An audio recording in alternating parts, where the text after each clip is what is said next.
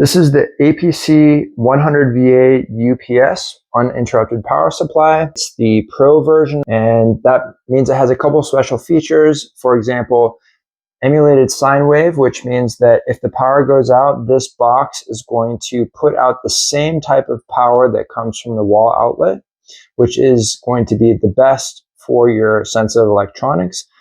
It also has AVR, which means the voltage will be regulated and smoothed out to your device. I was a CyberPower user for years, but when I got this new computer for the office, I did some research, and the new CyberPower devices have a lot of error codes, so I went with APC instead. Right now, I have two 24-inch monitors and a Dell desktop with an i7 and 16 gigs of RAM. It's estimating 170 minutes runtime, and that's because the computer is sleeping.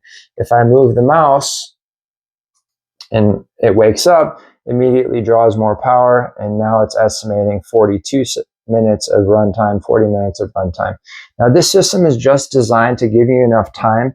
There's a power outage to save your work and shut it down. You know, maybe you'll get 10, 15 minutes depending on what you're doing.